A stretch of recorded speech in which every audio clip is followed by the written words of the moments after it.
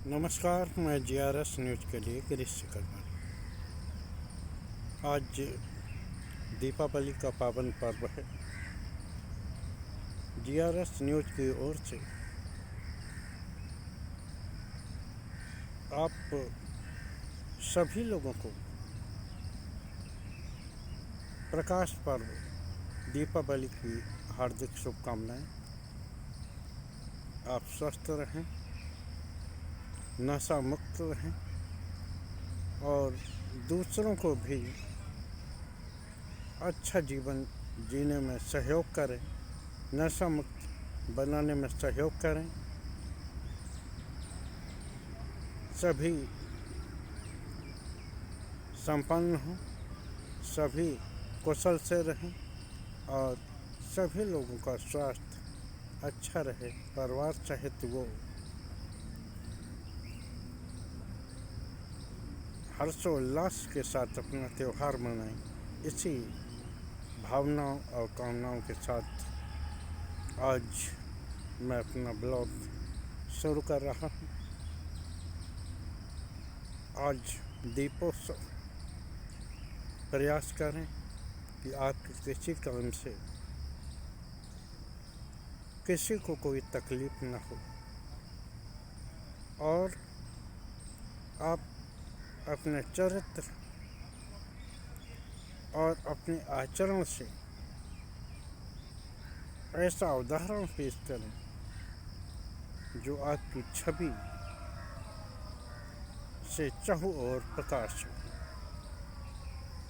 क्या हम इसके लिए तैयार हैं? कल अयोध्या में दीपोत्सव का कार्यक्रम हुआ। एक विश्व रिकॉर्ड बना जिसमें कि 2500 लाख दिए सरजू नदी के पवित्र पावन तट पर रखे गए। पहला ये कार्यक्रम रहा जिसमें कि भगवान राम का विग्रह अपने मंदिर में विराजा। निश्चित तौर पर इसकी खुशी आम सभी लोगों को होना चाहिए और खुशी है, लेकिन जिस तरह से भगवान राम ने अपने नीतियों एवं सिद्धांतों के साथ कभी समझौता नहीं किया, सर्वे भवन्तु सुखिनः सर्वे सन्तु निरामया की तर्ज पर वो जीते रहे। और इसके लिए भले ही उनको परेशानी रही हो, जीवन में कितनी भी ज़्यादा तकलीफ हो, लेकिन वो कभी भी अपने नीति और सिद्धांतों से नहीं डिगे। लेकिन आज हो क्या रहा है? वह लोग जो कि भगवान राम के आदर्शों पर चलने वाला खुद को घोषित करते हैं, उनके अंदर जरा भी सहनशीलता नहीं है। एक देश में ही रहने वाले एक वर्ग को जिस प्रकार वो देश से बाहर चलने का हुक्म देते हैं, क्या ये भगवान राम के आचार विचार में था? क्या भगवान राम ने अपने वनवास काल में क्या राजाओं से ही सिर्फ दोस्ती की थी? उन्होंने न सिर्फ भालू बानर आदि पक्षियों से दोस्ती की, बल्कि भिलनी जैसी जिसको कि अधम जात का कहा जाता था, उसके यहाँ भी जाकर उनके दिए हुए आदर सत्कार को स्वीकार किया। क्या आज के सत्ताधीशों में वो भगवान राम की छवि दिखाई देती? क्या सिर्फ जीतना ही और ख़ासकर चुनाव का जीतना ही, सत्ता को बरकरार रखना ही क्या भगवान राम के सिद्धांतों में हो। अगर भगवान राम को जरा भी सत्ता का लालच होता तो वो अपने पिता द्वारा दिए गए वचन को नकार भी सकते थे और ये कहते थे कि कई माँ से वादा आपने किया होगा पिताजी, क्योंकि उस समय आप सभी लोग जानते हैं कि भगवान राम का राज तिलक होना था और सुबह ही उनको वनवास जाना। तो यह था भगवान राम का पावन चरित्र। और आज उनके ही नाम लेकर और उनके ही नाम पर चलने वाली पार्टी किस प्रकार विपक्षी दलों को पक्षच्युत करती जा रही है।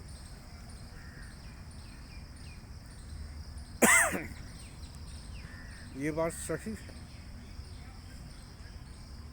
कि आपने भगवान राम का मंदिर बनाने के लिए अपने एजेंडे में इस बात को रखा। अन्य राजनीतिक दल उस पक्ष में नहीं रहे, लेकिन क्या आप बताएंगे उस समय आपका उद्देश्य क्या था? जब विपक्षी दल ये कहते थे कि अगर कानून से कोई रास्ता निकलता तो निकाल लिया जाए, उस समय यही भारतीय जनता पार्टी थी जो ये कहते थे कि आस्था पर कानून का कोई अधिकार नहीं। बाद में क्या हुआ? उसी कानून के जरिए ही हमें 500 साल बाद उस आतताई द्वारा तोड़े गए मंदिर पर बनाई हुई अनुकृत को हटाने के बाद उसमें ही भवन बनाने का अधिकार मिला और वह भवन बना भी। क्या भगवान राम ऐसी धैर्यशीलता क्या आज के सत्ताधीशों में है, जो कि सत्ता पाने के लिए भाई को भाई और धर्म को धर्म से और जात को जात से लड़ाने की बात करते? भगवान राम तो प्रत्येक हिंदुस्तानियों के दिल में बसे हुए हैं। उनके विग्रह को लोगों ने अपने दिलों में धारण कर रखा है। ऐसा नहीं है कि हम उस खुद को राम भक्त घोषित करें और अपने ही भाई की संपत्ति को हड़पने के लिए हम प्रयास करें।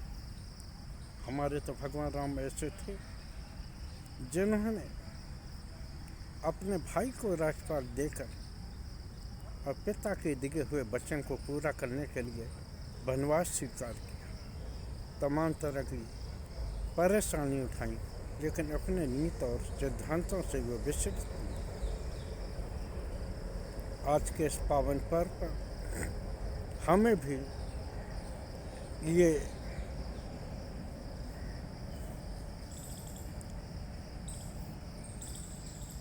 तय करना पड़ेगा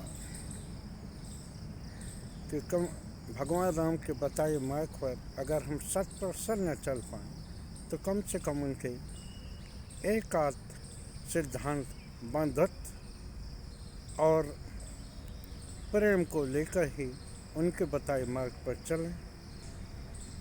आज समाज में हो क्या रहा है,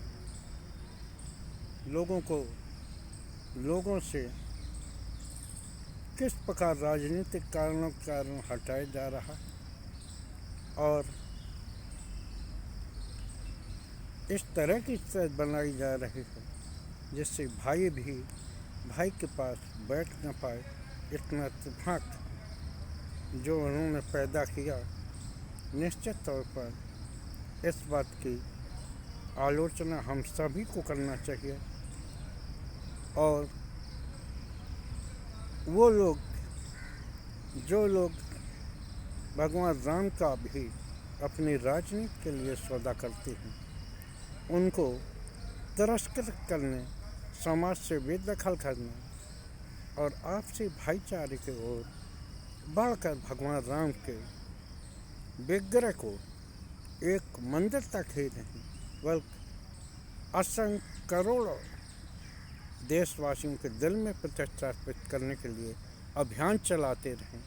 आज के ब्लॉग में बस इतना ही। जय हिंद, जय भारत। फिर से आप सभी लोगों को प्रकाश पर्व दीपोत्सव की हार्दिक शुभकामनाएं। जय हिंद, जय भारत।